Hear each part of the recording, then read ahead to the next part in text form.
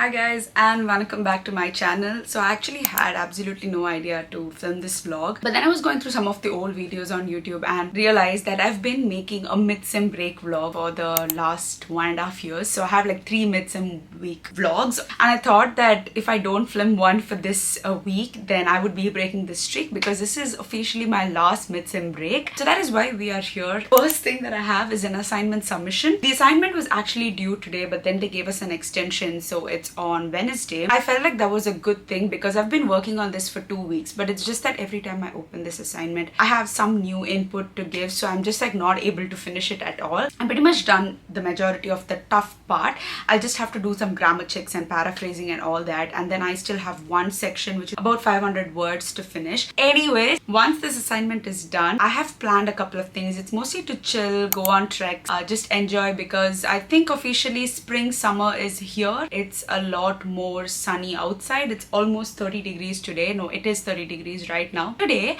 I am meeting my ex-roommates. Like, if you have been watching me for the last 1.5 years, ever since I moved to Australia, my ex-roommate Aadhya, she used to be there in most of my vlogs, to be honest, but then last year she moved out of the accommodation and I moved to a new accommodation as well. This year we've only met once, and today, after so many cancelled plans, we are going to be meeting again. So I want to kind of complete most of my assignment work before I go to meet her. We don't really have a plan. I just want to spend as much as time as possible with her. So that's pretty much the plan for today. But once I'm done with the assignment, we have more fun things coming up, and I'm excited to take you guys along. Let's see how the vlog goes.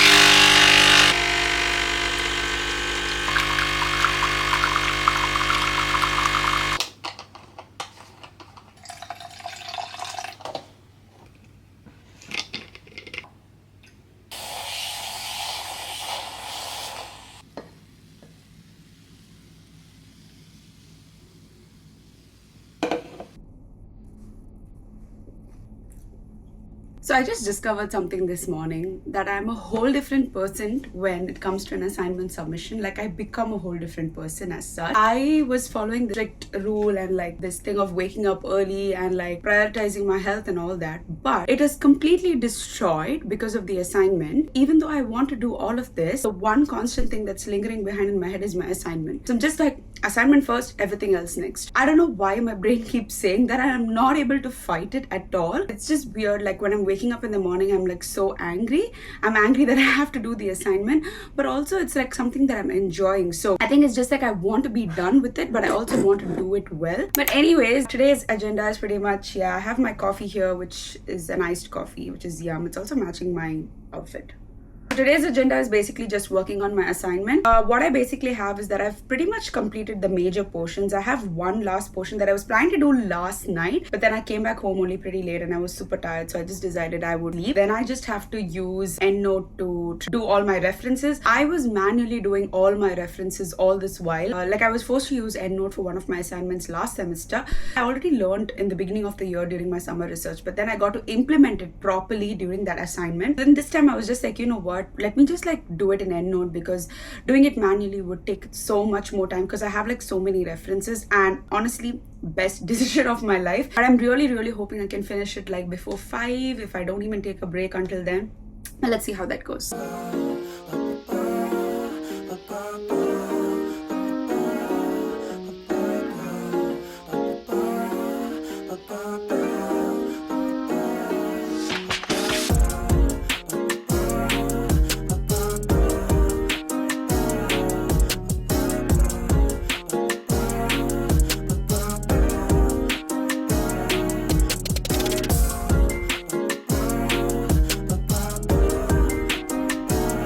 Would you believe me if I told you that I've been only updating references for the last 2 hours? It's no joke. I'm trying to like move everything into EndNote, like because I have like tons of links, and I've been doing this since 11:30. It's 1:30 right now, and I would have barely taken like, I don't know, 15 minutes break in this 2 hours. So I've been continuously doing this, and you can see how tired my eyes are, but I just can't believe this is taking me so much time. Imagine how much more time it would have taken if I'm not using EndNote. Anyways, after this, I still have to like proofread and like do grammar check and check if I have to add anything else, and all of that is still there. So it's 1:30. Let's see how this goes. I want to be done with this.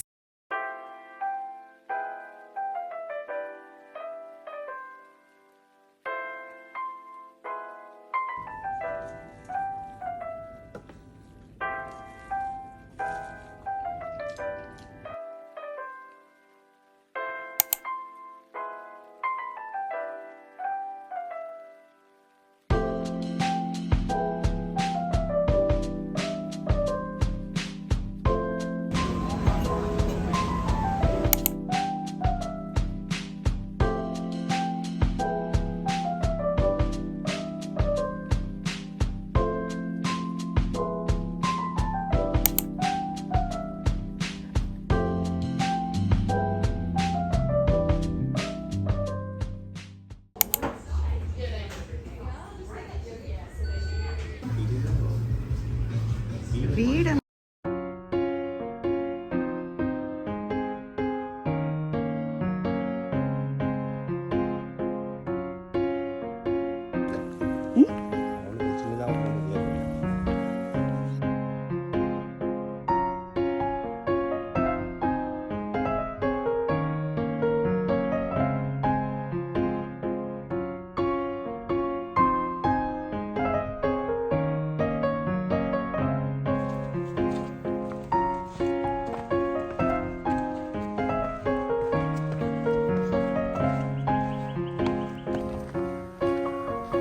Pat.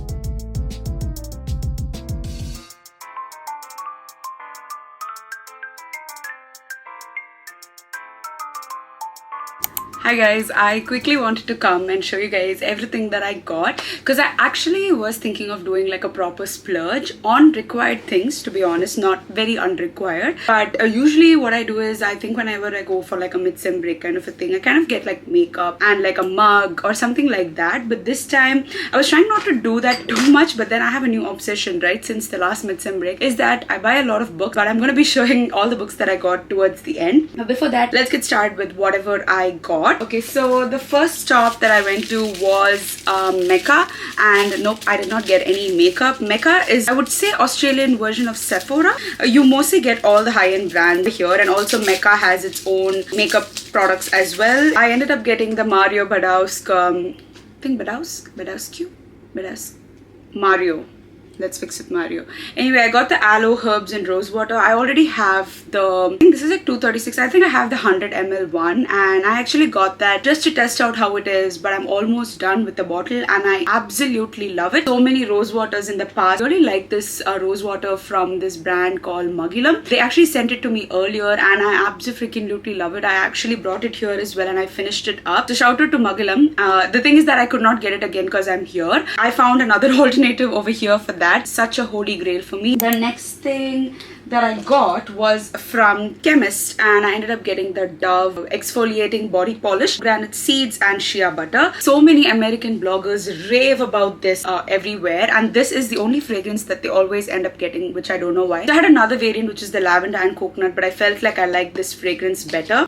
Kind of smells like bubblegum, strawberry cream, I would say. It doesn't smell like pomegranate. Last thing I got is a pair of bike shorts. I already have this brand called Circuit. I got this from Big W, by the way. Actually, I really like Big W's activewear for some reason. I already have like a brown, kind of like a flare bottom pant, which I usually wear for like every other day for like my walking, hiking, cycling, basically everything. But because summer is here, I am not able to wear pants and I really needed the shorts. This one has 2 pockets, which can actually fit my phone and probably like a small water bottle.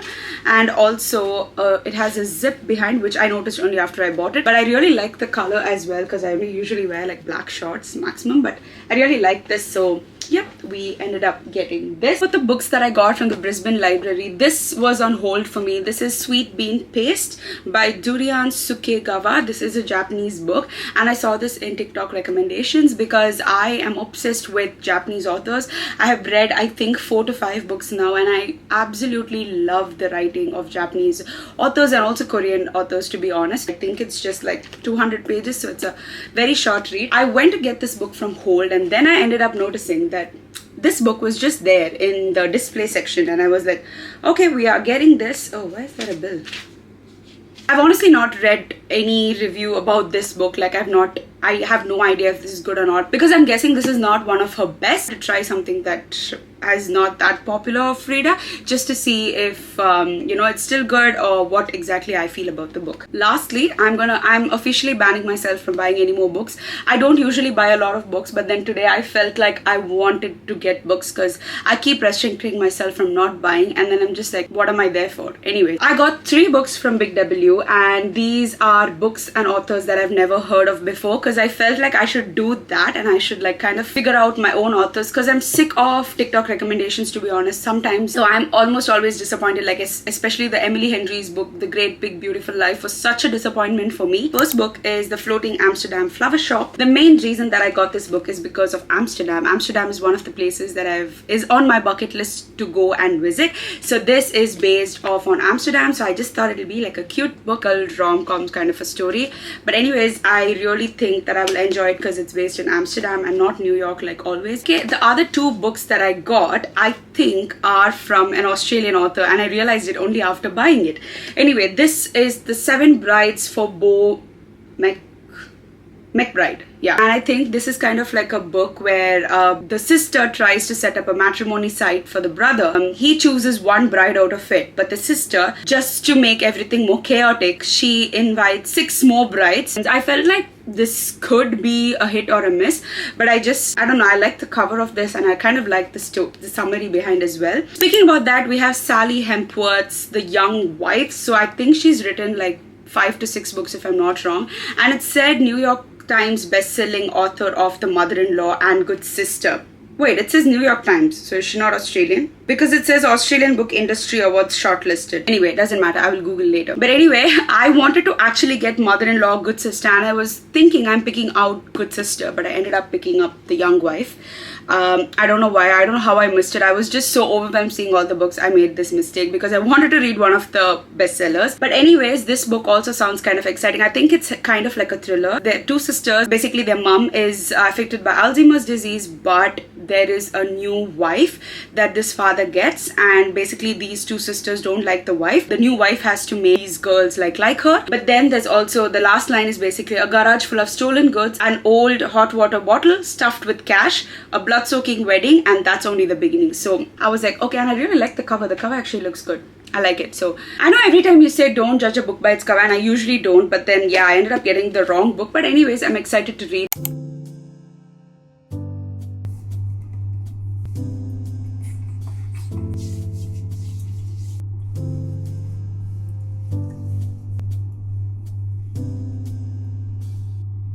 I was just about to make my coffee and I realized that I've never done like a voiceover for the coffees that I make, and today I'm making one of my favorite coffees ever. So this was introduced by my friend Benita. I do not know if she remembers that she was the one who introduced me to it, but she told me to try this in Starbucks way back in 2019, 2018-ish. But this is called the brown sugar espresso iced latte, and it has been my favorite ever since. And then I kind of realized that I could actually make it at home, a more watery version of a latte. To be honest, it's not thick, but it tastes so good, and if you're a person who loves brown sugar, you would enjoy this a lot. First things first, you would require 1 or 2 shots of espresso. I would say 2 shots of espresso, but I am using my coffee machine today, but you can actually do it with instant coffee as well. Step 2 is before you pull a shot or you make an instant coffee, this is something that you can do, that is take like a jar or something that you can actually close and do that. What do you do? Shake it. I mean, you can also froth it, but ideally shaking is better. So just take something with like a lid, and I actually use this as my coffee mug as well. Then take some brown sugar. You can pretty much eyeball this, but I would do maybe one or 1.5, but I think yeah, I'll go with like 1 1/4 is pretty much how much it is, if you can see. So it's time to pull the shot right into this.